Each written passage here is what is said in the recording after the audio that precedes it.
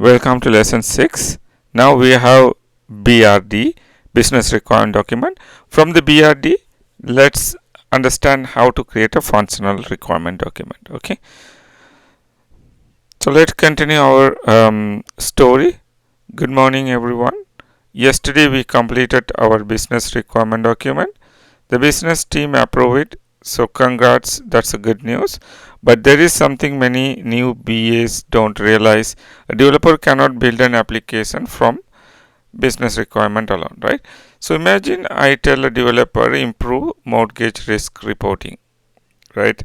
So they will have question like how to improve it, which screen I should improve, I should work, which data, what is the data, and which for which users. So many questions, right? What should happen when someone clicks a button?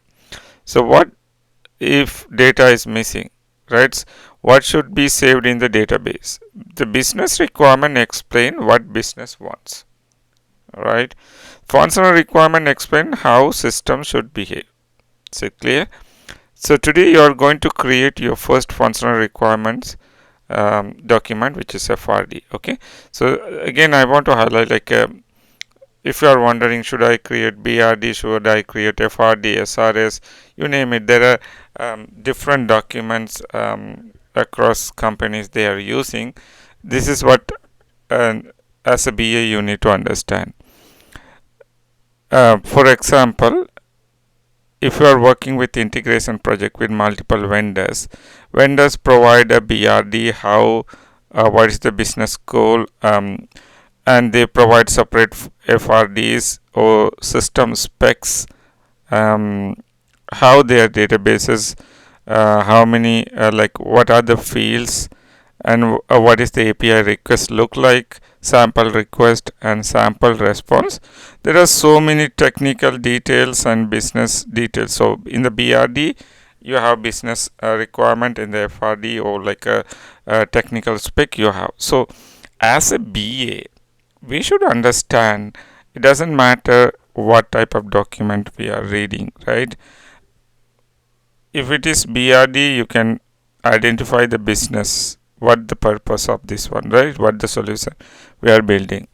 System behavior, maybe if you don't get a separate FRD in the BRD itself, like sometimes they say user manual, in that section system behavior, that's the functional requirement. So ultimately we need to have functional requirement, like we need to explicitly tell how the system should behave, expected behavior. Like three things we need, right? Input, right? What's input we will provide, what is the process, right? Process mean we can say business rule. So what's happening, right? When you provide when you give the data, right? Input, you give the data. So how this data is processed, or is there any rules, right? And what's the expected outcome? This is a simple fundamental, right? So you need to understand. So what will happen if invalid, exception handling, right? I will exception handling. So this is the happy path. You give data input, system process it. If there is any condition rules, you need to consider what's the expected outcome. If you don't, if the user, the person who's used the application, we call it as a user, don't provide the right data, type error. Okay. So if the person is not giving the right data, what will happen here, right?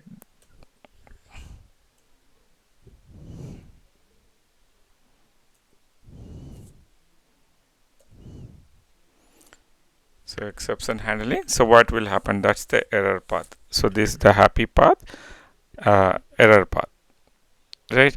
Every document, every behavior, every technical document, you can find this one. What you try to understand what we are giving, what information required, what is the process, like how this is processed, is there any business rule there, and what's the expected outcome. if you don't provide the right data, how the system should handle. Here also we have to write the expected outcome for the error path also. These are the things, right? So you will get business requirement. From there you have to derive the system behavior, which is the functional requirement. So this is what the developer has to code. Okay, so now let's continue our design workshops. Now 9:30 today, so we are going to join as a BA. You are going to join with the technical team for a design workshop. Okay, so Sarah, I'm not going to read it, the our stakeholders, so pretty much everyone is present.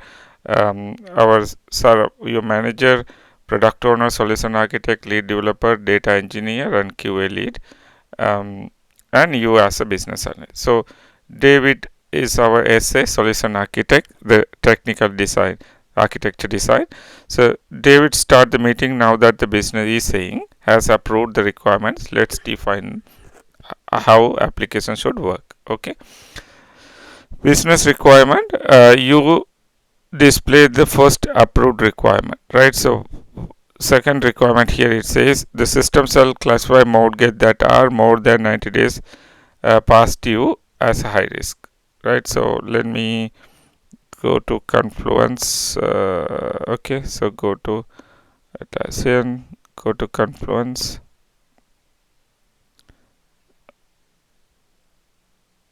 So I continue with my Gmail account.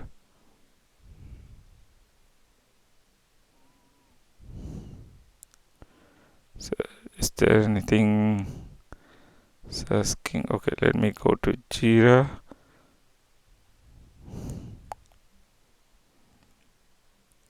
From Jira, this is the project credit risk. Then I'll go to Confluence. Okay, so Confluence, this is the space we have. Okay, so this is the BRD yesterday we created. Okay, so we have high risk mortgage, so let's go to that one, business requirement.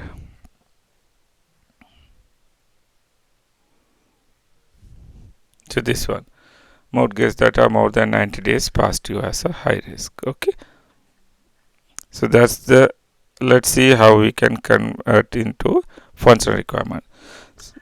So that's a good business requirement. Now let's make it functional.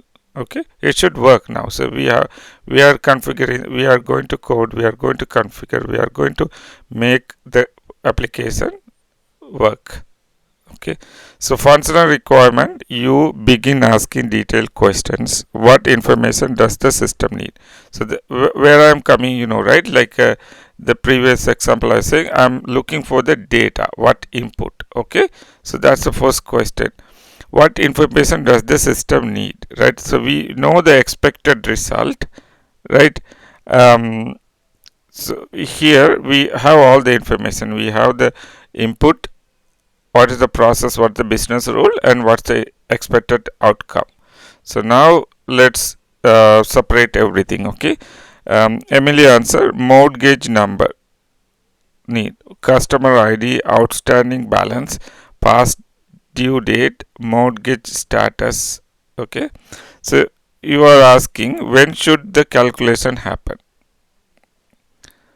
Rachel replies, every night after daily mortgage data load, right?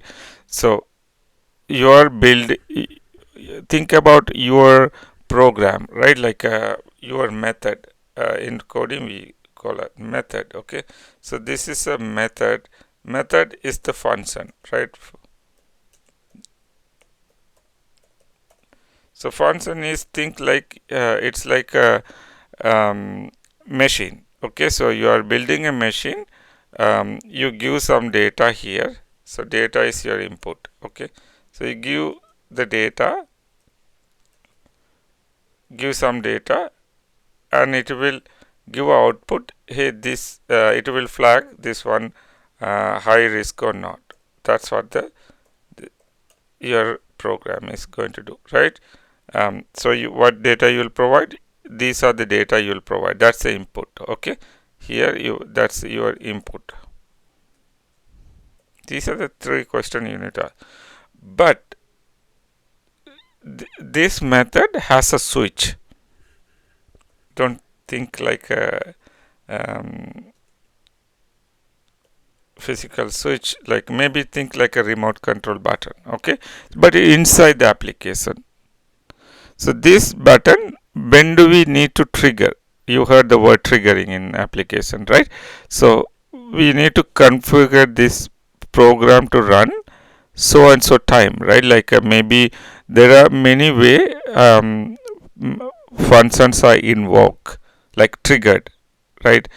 Maybe an external robot will trigger, or like some external system is should call, right? There are different use cases. For the different use cases, different method, or like a live stream, or it's subscribed and it come and grab the data, right? Like there are different method, okay. So we can learn more, but we just want to know when this function should work, right? Like because throughout the day the mortgage applications are funded, right? Like every day it's funding. System is keep on running and scanning. Let's say today is August 5th. So system is running next day, right? Like every day is running, and to scan see yesterday's mortgage. The due date was due date, right? Due date. I don't know if you are following me, but this is the easiest way I can explain to you. So due date is 4th of August.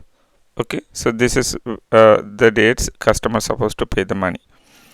Okay, so the next day system will run on scheduled time to see how many loans cleared, payment clear. Let's say you have 1000 loan, so it will check, okay, we got the payment, yes, we got the payment, yes, yes, yes.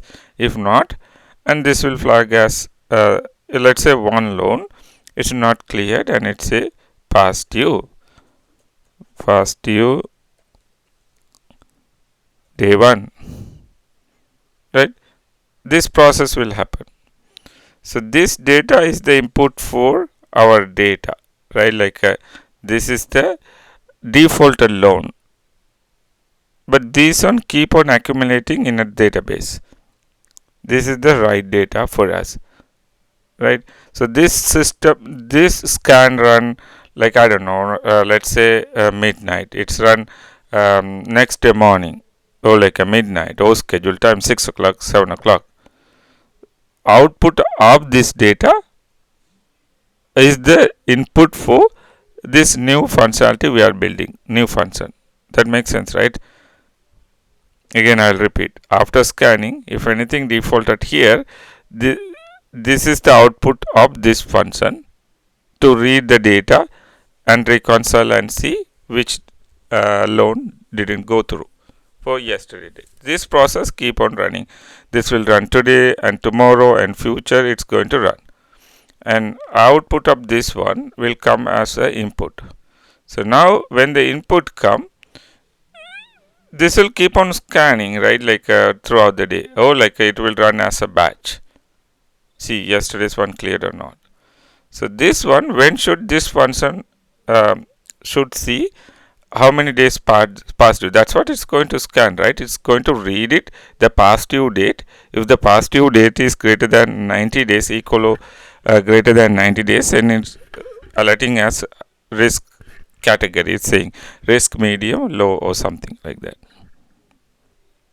Right? So that's why you need to have when should this run. So that's the question you are asking. When should the calculation happen? This is the calculation it's happening, not this one. So we have a prerequisite. This is a prerequisite, or we have a dependency. This should run. We assume this run and we have some data. So no one is manually feed. We are automating. Okay. So let's continue our lesson. Every night after daily mortgage data load. So the mortgage data loading mean like it's scanning the previous day the payment has been cleared or not. That's the mortgage data. So Mike is saying where should the result be displayed? On the risk dashboard. I'll show you sample dashboard. Okay, so you have just start building the functional requirement. So one discussion, right? This our second is this one. How many, like, so many things we need to clarify, guys. It's very easy. You need to understand this three step. What's the input, right? What's the functionality? That's the right word we can say, right? We don't need to talk like we don't need to build a method. Like we can use the word functionality or function, something like that, right? So unexpected outcome. These three, remember, if you are building a functionality, if you are writing a requirement. Okay. All right. Okay. So now no functional requirement example. Okay, the first functional requirement, the system shall calculate the mortgage risk category during the nightly batch process. That's our first requirement. So what I'm going to do, let's document this one. Okay, um, so I'm going to create one more page here. Okay, page. Okay, so you can see this is the new page for us. So keep the time.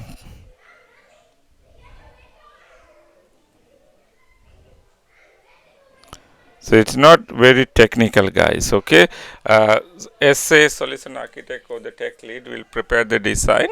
They have a sequence diagram and they have functional flow chart documented. Okay, so here what I'm trying to give. So many students are asking, show me a sample of FRD. Okay, so we are we are we are not creating a technical document. We are just creating this document to create user story, functional requirement. Okay, all right. Okay, let me publish this one.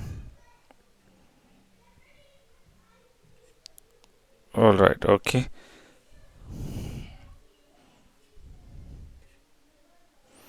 so the first functional requirement. Okay, I'll use the number here. Let's go to edit FR01.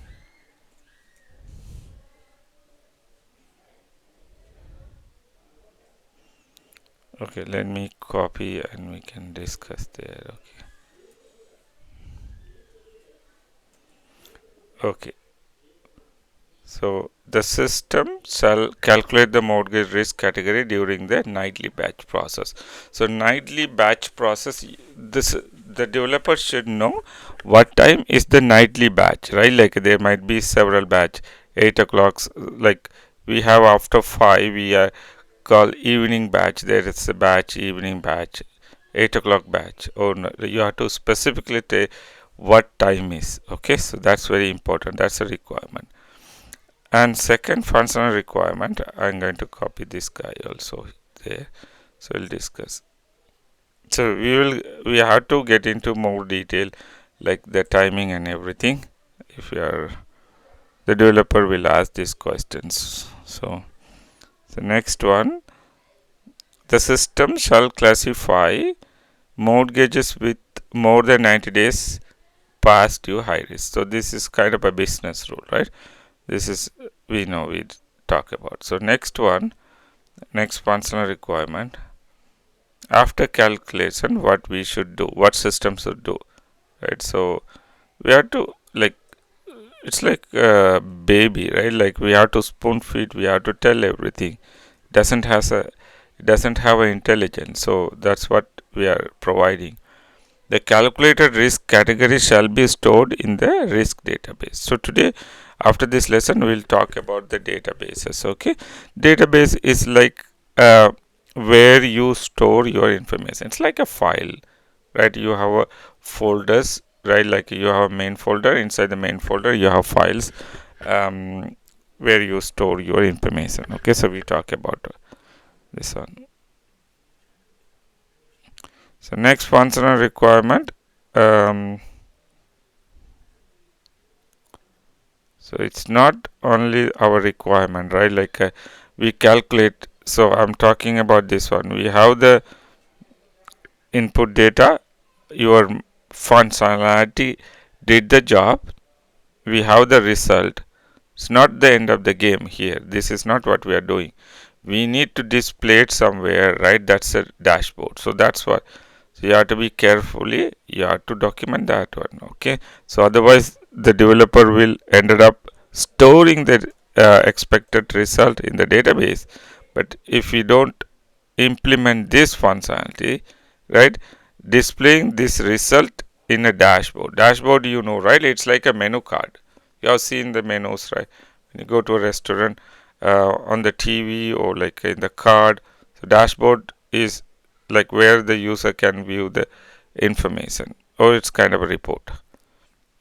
Okay. So we have all. So here, if you, I don't know if you notice the difference. Business requirement describe the goal. Functional requirement describe the system behavior. Okay. So screen walkthrough. Okay. So this is also very important. David opens the application. This is our current dashboard. He points the screen, current columns, mortgage number, customer name, balance, status. We need another column. You ask what should be called risk category.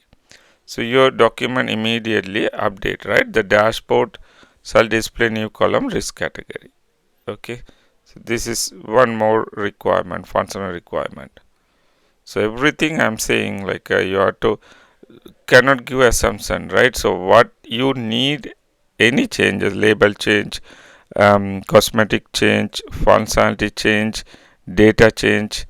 So you have to capture here. So we are adding the dashboard shall display new column named risk. They're saying this column does not exist today, right? So that's a functional requirement you need. So now we are understand screen walkthrough. Now what user has to do this one. Okay. Now you think, you ask what should happen when risk analyst clicks mortgage, right? Emily, they should see the detailed information. What detailed information, right? So you are selecting a mortgage record shall open mortgage details page. So you have to capture this one. So unlike business requirement.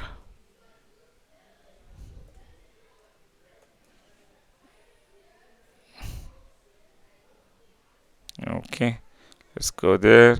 So inside the detail page, customer name, mortgage number, property address, outstanding balance, loan to value ratio, past due, risk category. Okay, so we need this information.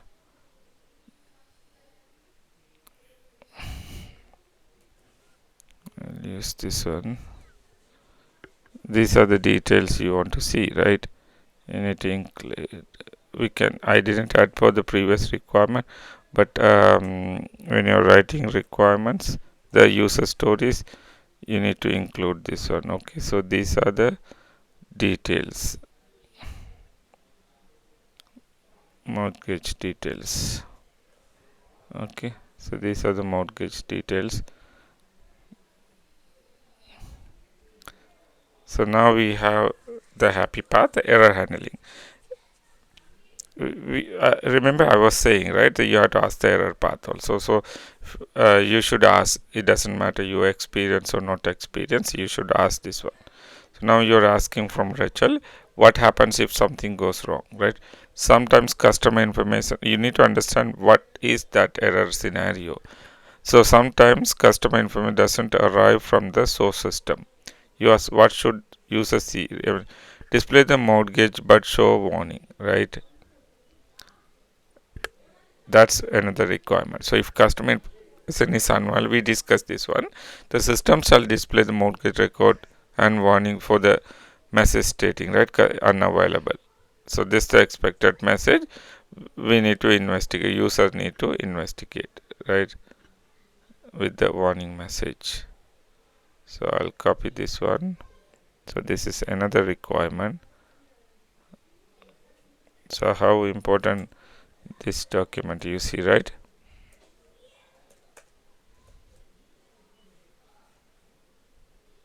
So we are not even technical this one. So we are still recording.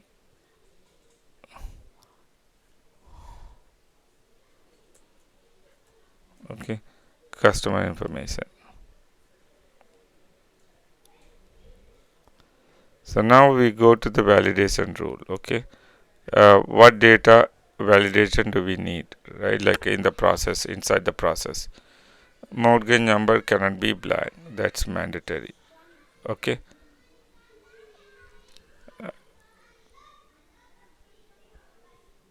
So we have to copy this one. Mortgage number cannot be. So under validation,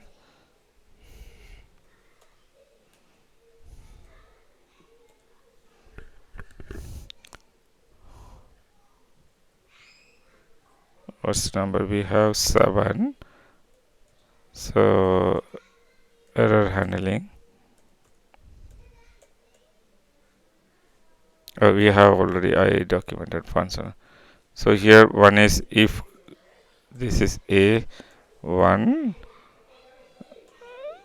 second one, mortgage number cannot be blank. So if mortgage number is not available, um, and also one more, outstanding balance cannot be negative. Negative mean like some system is flagging because amount does not match. It doesn't know whether customer did paid or we collected overpayment as a bank, right?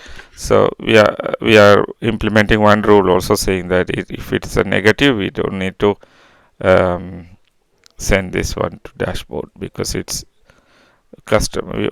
We taken money twice, so withdrawn extra. Okay. Next one, Emily says days past due cannot be less than 0, right? So sometimes system doesn't know, so we have to if the 0 days, you cannot send to the dashboard. Okay, so that's fail. So these are all business rules. Error handling, you need to document this one too. Okay. Okay, all right. So we have funds non sorry, the error handling we captured here. Let me update this one. Error handling number 7.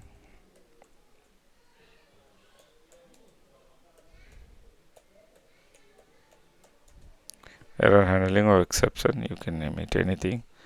That's fine. Okay, that's 7. Function requirement 8.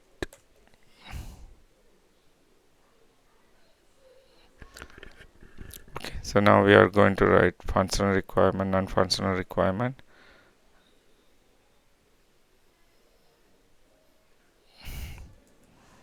Copy paste is easy.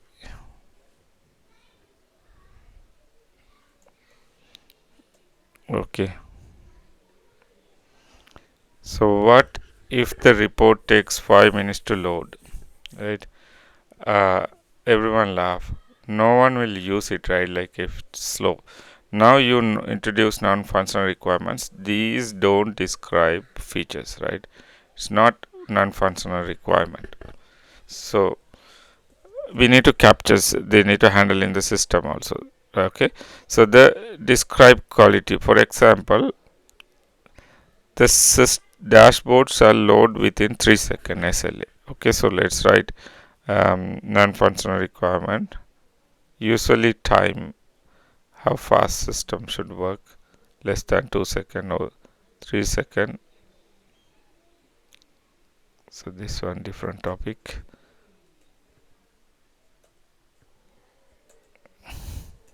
I'll put like this. Okay. Second one, the application shall support 2000 concurrent users. Okay. So everyone is try to access the dashboard, right? Like I don't know, 2000 people will use the dashboard simultaneously, but we need to handle it that one, right? So let's assume that number is 2000. Okay. Next one, only authorized risk users access the application. So user control, user access is there. We know everyone cannot see this one. User access control. Okay. All mortgage data must be encrypted during the transfer and storage. Okay. So this one very important also, right? Like we are we are fetching the data from one system to another system, so data should be encrypted. That's very important. All right, let me save this one. Now the traceability. So the PO is asking how do we know every business request has been implemented, right? So you create a traceability matrix, so you can track of this one, something like that. Business requirement, functional requirement, you can map to this one, right? So that's way very systematic. I'm going to copy. So instead of, I'll create one more page here.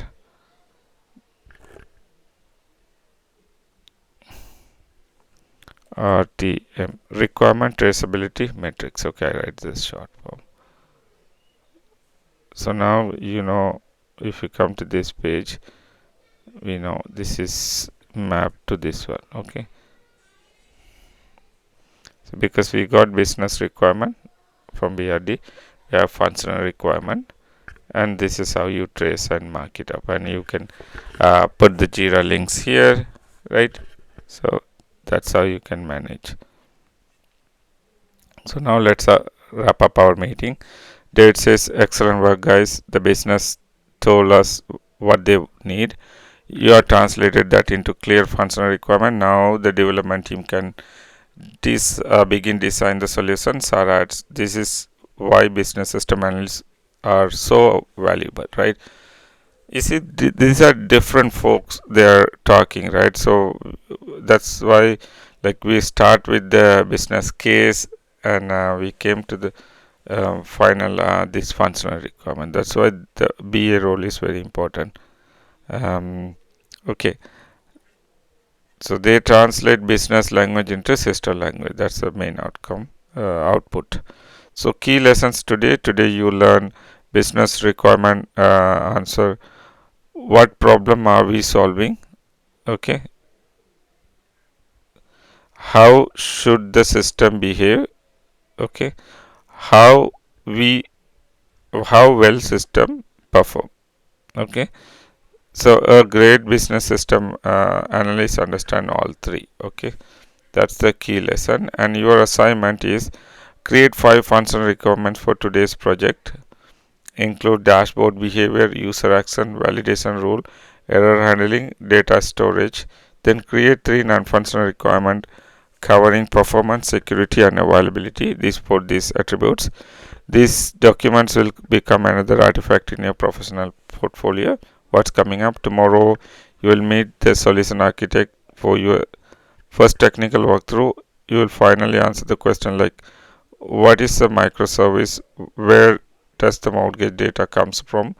What is an API? How does the data move between banking system? Why does the credit risk report application have its own database? By the end of this next lesson, you'll understand architecture of a modern banking application without writing single line of code. Okay, and now I will show you how the application should looks like, the mockup application. So here you see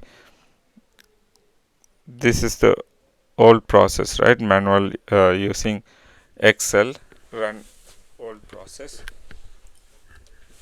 and let me show you the old process and the new process.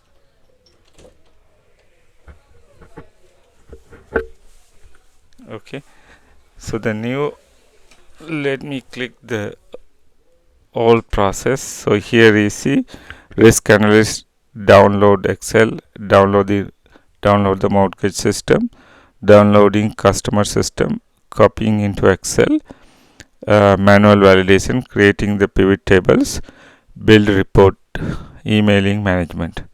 So this total time completed in 6 hours. Right, so you see these are the sample record, right? The mortgage ID, customer, balance, past due, right? And we are the risk category, right? It doesn't say what is the risk of this loan record. The new process, the flow will work. Here you see we have now risk category, right? This is 10 days past due, 120. We have high risk. This is what we are mainly working for a first phase, right?